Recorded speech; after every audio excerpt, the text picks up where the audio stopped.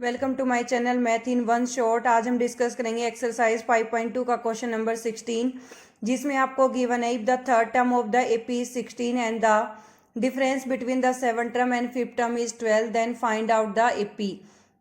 कि आप वो एपी फाइंड आउट करो जिसमें आपकी सेवन्थ और फिफ्थ टर्म का डिफरेंस आपको 12 गिवन है और थर्ड टर्म आपको 16 गिवन है।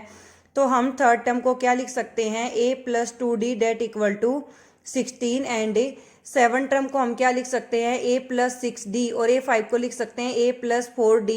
बाहर जो माइनस है उसकी वजह से a और 4d दोनों टर्म हो जाएंगी आपकी negative that equal to 12। a plus 6d, ये माइनस जब अंदर जाएगी तो माइनस a प्लस माइनस हो जाएगा minus 4d is equal to 12। A positive है, ए नेगेटिव है, दोनों टर्म हो जाएंगी cancel out. 6d minus 4d वो आ जाएगा आपका 2d इक्वल टू 12, और d की वैल्यू आ जाएगी 12/2। 2 1 जा 2, 2 6 जा 12, और d की वैल्यू क्या आ गई 6। a3 आपको 16 गिवन था, a3 को आप लिख सकते हैं a plus 2d is equal to 16। यहाँ पर हम d की वैल्यू को पुट करेंगे, तो d की वैल्यू को पुट करेंगे तो आपके पास क्या आएगा, a plus 2d equal to 16।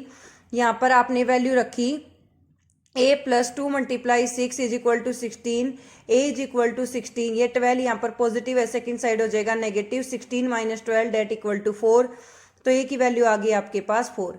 अब हमें एपी की सीक्वेंस को कुछ इस तरीके से डिफाइन करते हैं। फर्स्ट टर्म होती है a1, नेक्स्ट होती है a2, फिर a3 up to Son infinity. तो हम फर्स्ट टर्म को तो a लिखेंगे, सेकेंड टर्म आ जाती है आपकी a प्लस डी। ए की वैल्यू आपके पास 4 है, 4 प्लस 6 यानी कि 10, फिर एक बार फिर डी हर बार ऐड होता जाएगा। तो यहाँ पर क्या आ जाएगा आपका 4, 4 प्लस 10, 4 प्लस 6 10, 10 प्लस 6 16, फिर 16 प्लस 6 22। इसी तरीके से आपकी एपी जनरेट हो जाएगी। Question number 17 most important question है, प्रीवियस ईयर में बहुत बार पूछा गया है। इसके दो मेथड है को सोल्व करने के, but this method is very easy जो मैंने अडॉप्ट किया है। यहाँ पर आपको एपी गिवन है 3 8 13 अप टू सोन 53 253। तो 253 जो है वो लास्ट टर्म है, और इसने कहा है find the last term from the 20th term from the last. पीछे से ही 20वीं टर्म निकालनी है, और हमें नहीं पता इस एपी में कितनी टर्म्स हैं। तो आप पहले निकालो कितनी टर्म्स है, इतना सब कुछ करो। उससे अच्छा है कि जो लास्ट टर्म है उसको हम क्या मान लें, फर्स्ट, क्योंकि वही हमारी फर्स्ट बनेगी, क्योंकि हमें लास्ट से टर्म्स निकालनी है। तो सबसे लास्ट वाली टर्म हमारी फर्स्ट टर्म बन जाएगी। तो इसका रिवर्स करना है, एक तरीके से रिवर्स करोगे तो ये सीक्वेंस क्या हो जाएगी 253, फिर इसी तरीके से टर्म्स डिक्रीज होती आएंगी 3 तक। तो यहाँ पर ए की वैल्यू हमारे पास 3 गिवन है, डी की वैल्यू हमारे पास 8 माइनस 3 5 आ जाएगी। बट क्वेश्चन के अकॉर्डिंग जो ए है वो हमें क्या अडॉप्ट करना है 253, क्योंकि पीछे से 20वीं टर्म निकालनी है। I repeat it again, you have to find out the 20th term from the last. Last से आपको 20वीं टर्म निकालनी है। लास्ट से जब आप 20वीं टर्म निकालेंगे तो जो आपकी लास्ट टर्म है वो आपकी पहले फर्स्ट टर्म बनेगी। तो यहाँ पर हमने फाइंड आउट किया, तो ये क्या आया आपके पास, लास्ट से आपने फर्स्ट को बनाया, तो लास्ट से तो होगी फर्स्ट। अब अगर आपका डी पॉजिटिव आता है पहले, तो उस डी को ले लो नेगेटिव, मतलब जब भी पीछे से टर्म निकालनी होती है। या फिर अगर किसी सीक्वेंस के एपी की सीक्वेंस के आपको पीछे से कोई टर्म निकालनी और डी आपका पहले नेगेटिव था, तो अब आपको लेना पड़ेगा पॉजिटिव। तो यहाँ पर D5 हमारा पॉजिटिव था, तो यहाँ पर D5 हम क्या लेंगे, नेगेटिव।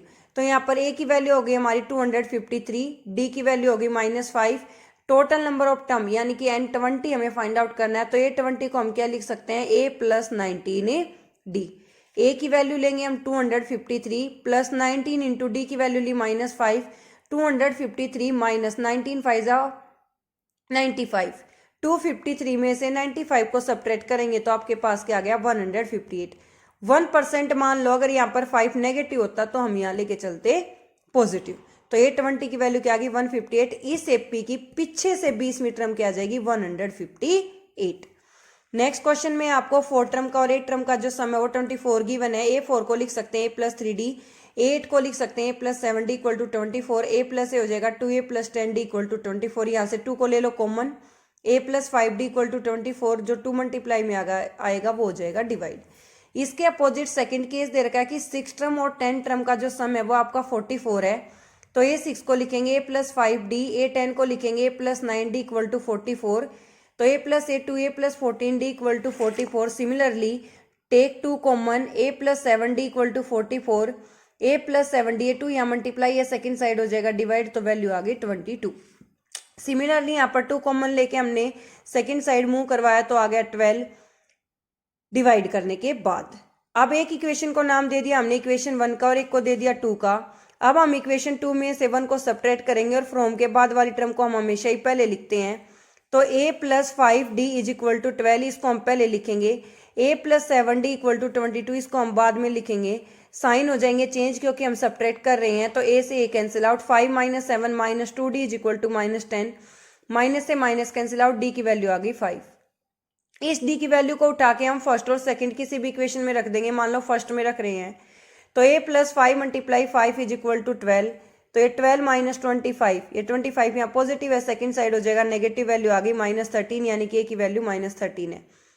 फर्स्ट 3 टर्म्स हमें फाइंड आउट करनी थी। फर्स्ट टर्म आ गई -13, सेकेंड आएगी a प्लस d, यानी कि -13 plus 5 -8, -8 plus 5 -3। In question number 19 it is given, एक बंदा जब जॉब करने लगता है तो उसकी स्टार्टिंग सैलरी 5000 रुपीज़ होती है और उसका इंक्रीमेंट 200 रुपीज़ का है। तो हमें बताना है कि कितने सालों में उसका इंक्रीमेंट लग लग के उसकी सैलरी 7000 हुई।